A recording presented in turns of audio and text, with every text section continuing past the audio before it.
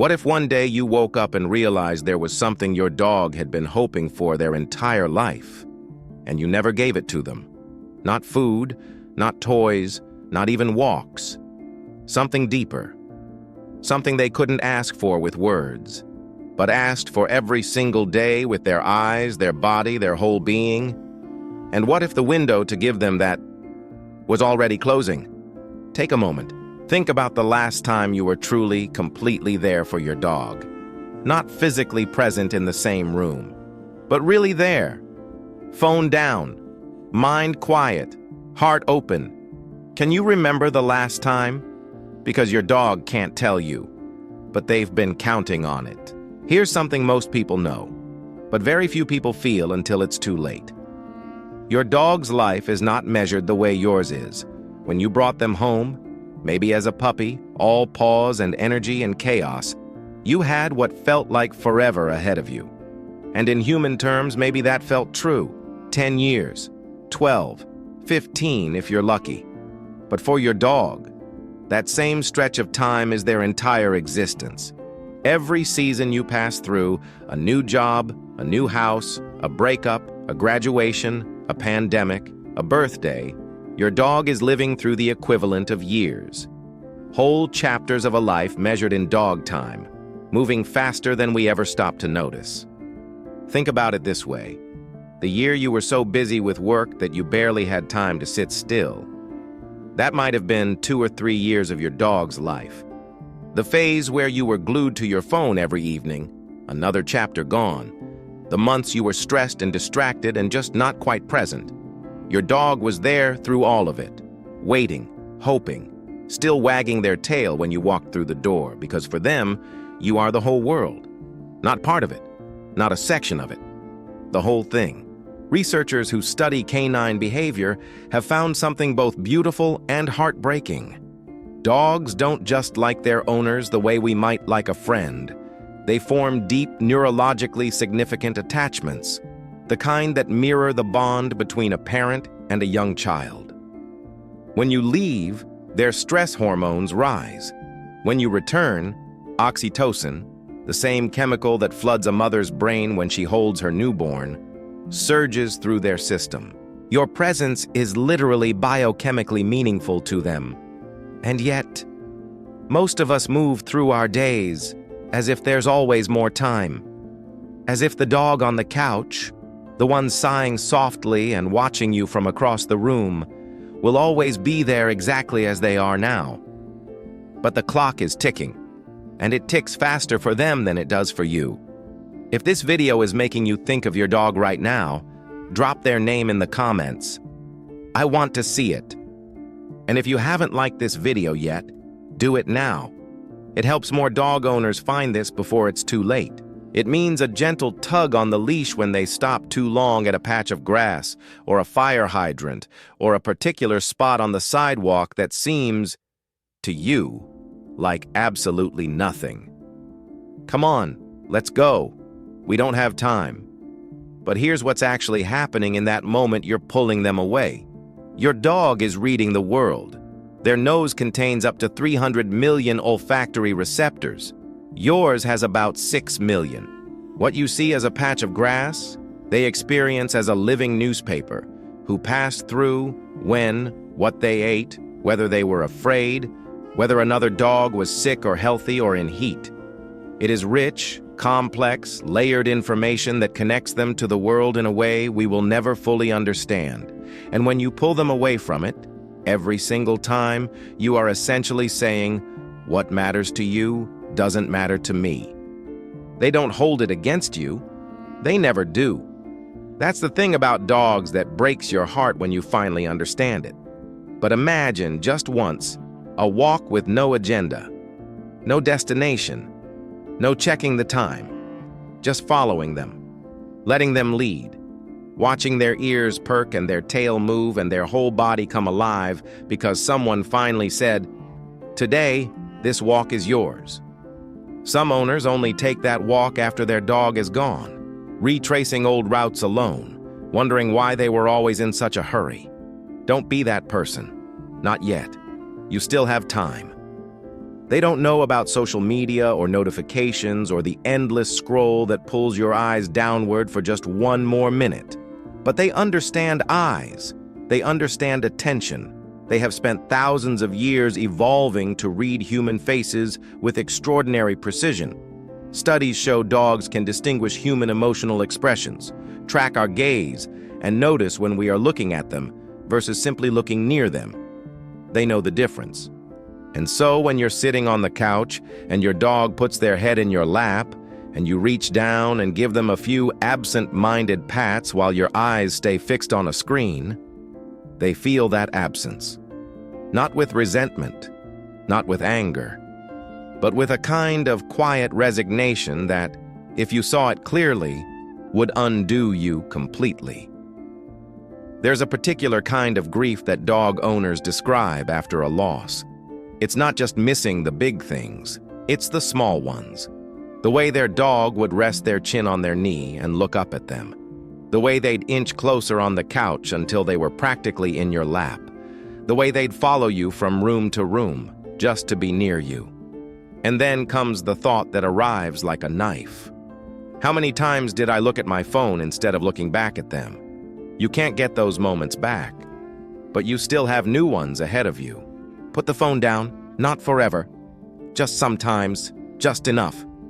Look at your dog the way they look at you, like there is nothing else in the world worth seeing.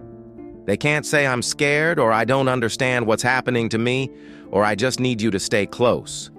All they can do is shake or pace or press themselves against you so hard it feels like they're trying to climb inside your skin. And in those moments, the science is clear. Your calm presence literally regulates their nervous system. Your voice, your touch, your heartbeat. These are biological anchors for an animal in distress. You are not just emotionally comforting them. You are physiologically stabilizing them. You are their safe place. You are the only explanation for a frightening world that they will ever have. Senior dogs, especially, go through a kind of confusion that few owners are prepared for. Their senses dull.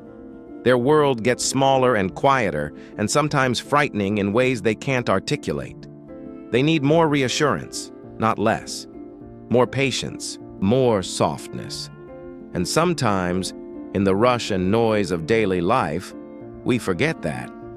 We say it's fine, it's just thunder. We get frustrated at the vet when they won't settle. We mistake their fear for stubbornness. But they were never being difficult. They were just afraid. And they were looking for you. Be there, fully, especially in those moments. Because one day you will give anything to be the person who held them through one more storm. Moment number 4, the language you never learned. Your dog has been talking to you since the day they arrived. Not in words, but in a language just as real, just as intentional, just as full of meaning. The slow blink from across the room. The way they bring you a toy not because they want to play, but because offering something precious is the only way they know to say I love you. The lean into your legs. The sigh they release when they finally lie down beside you. That soft, deep exhale that means, I am safe. I am home. The play bow when they want connection. The nudge of a cold nose against your hand when you've been quiet too long. The way they check on you, actually check on you when you're sad because they can smell the chemical shift in your body before you've even admitted to yourself that something is wrong. Behavioral scientists call this interspecies communication. Dog owners call it just knowing. But here's the painful truth. Many of us receive this love every day and don't fully recognize it for what it is. We're looking for grand gestures in a relationship that speaks entirely in small ones. The toy they dropped at your feet was a love letter. The spot they chose to sleep, pressed against your legs, was a declaration. Start noticing. Start receiving it. Start letting it land, because they have been fluent in loving you from the very beginning, and all they've ever asked is that you learn a few words of their language in return. Just being in the same space, with your full and quiet presence, asking nothing, needing nothing. Dogs are not complicated creatures at their core. They don't need you to be impressive or productive or successful. They have never once cared about your job title or your bank account or whether you handled that meeting well.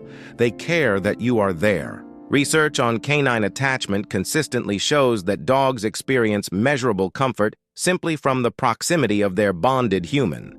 Your presence, in and of itself, is a gift to them. Your calm, your warmth, the familiar sound of you breathing in the same room. There will come a day when you sit in that spot and they are not there beside you. The quiet will feel completely different then. Heavier, colder, full of a specific kind of absence that anyone who has loved and lost a dog will recognize immediately. But right now, in this moment, they are still here. And so are you.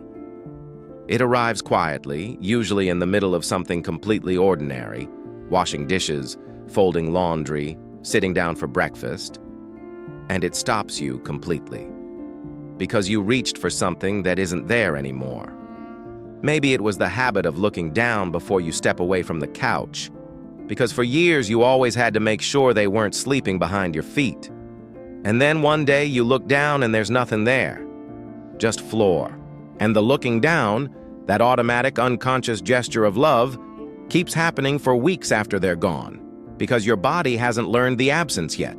Or maybe it's the food that falls on the kitchen floor and you wait instinctively for the sound of paws on tile.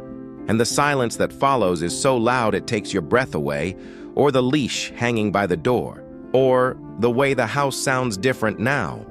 Not quieter exactly, but emptier in a way that has nothing to do with sound. Grief researchers who study pet loss, and yes, this is a real and serious field of study, because the bond between a human and their dog is neurologically and emotionally comparable to the loss of a close family member, describe a phenomenon that appears again and again in the accounts of bereaved owners. It is not the extraordinary moments they miss most. It is the ordinary ones. The weight of a head on their lap during a Tuesday evening they can no longer remember. The sound of sighing from the dog bed in the corner. The greeting at the door. That explosion of pure, unconditional joy that said you came back, you always come back, and every single time is the best thing that has ever happened to me. One owner described it this way, and I have never forgotten it. I didn't know that the last walk was the last walk. I was on my phone for half of it. Let that sit for a moment. Because that owner is not a bad person. That owner is every single one of us. Moving through our days assuming there is always a next time. Always another walk. Always another evening on the couch. Always more time to be present. To slow down. To look up from the screen and really see the animal sitting across the room who has loved us without condition, without resentment, without ever once asking us to be more than we are. We make plans for the future with the quiet assumption that they will be part of it. And then one day, they are not. And everything you took for granted becomes sacred. The muddy paw prints you used to sigh at. The fur on every piece of clothing you owned. The 5 a.m. wake-up, the wet nose, the impatient tail against the bed frame, the way they always had to be in whatever room you were in, the way they smelled after a walk in the rain. You would give everything, to have one more morning of it. Senior dog owners feel this truth more acutely than most, because when your dog's muzzle starts to gray and their steps start to slow and they sleep more than they used to, the invisible clock becomes visible for the first time. You can see it. You can feel it in the way they take the stairs now, or the way they look up at you sometimes with eyes that seem to hold something ancient and knowing. They are not afraid. Dogs face the end of their lives with a grace that humbles every human who witnesses it. They don't rage. They don't bargain. They simply stay close to the people they love in whatever way their body still allows until the very last moment. The question is not whether you will miss them. You will, devastatingly, in ways you are not prepared for. The question is whether you will carry regret alongside the grief. Because regret is the part that doesn't have to be there. Grief is the price of love, and it is worth every moment of pain. But regret, the weight of all the times you were present in body but absent in spirit, that is the part you can still do something about. Right now. Today. While they are still here. They have never needed you to be perfect. They have only ever needed you to be present. And presence is not a grand gesture. It is not a special occasion. It is 5 minutes on the kitchen floor while they eat their dinner, just sitting close. It is a walk with no destination and no hurry. It is a hand resting on their back while you watch something on TV, actually feeling the warmth beneath your palm and being grateful, consciously, deliberately grateful, that it is still there. It is looking at them and really seeing them. Not the dog you're used to seeing, but them, this specific, irreplaceable, fleeting creature who chose you as their entire world and has never once reconsidered that decision. Because here is the thing about ordinary moments.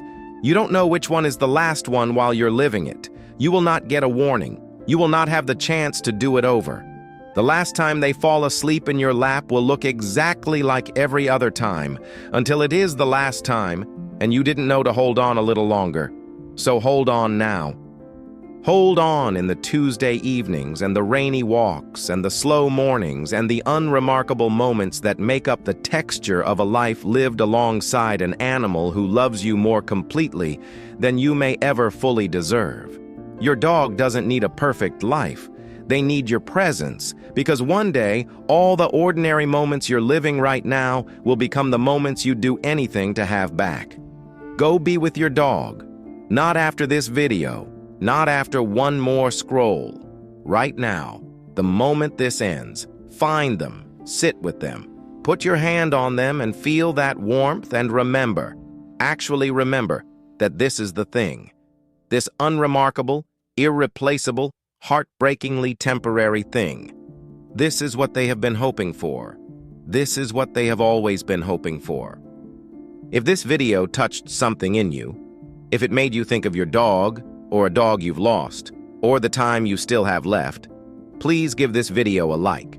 It takes 1 second, and it helps this message reach someone who needs to hear it before it's too late. And in the comments, tell me your dog's name, that's all. Just their name. Because they deserve to be seen, and so does the love you have for them. I'll be reading every single one, and if you want to keep going deeper into what it means to truly connect with your dog, the video on your screen right now is exactly where you should go next. I'll see you there.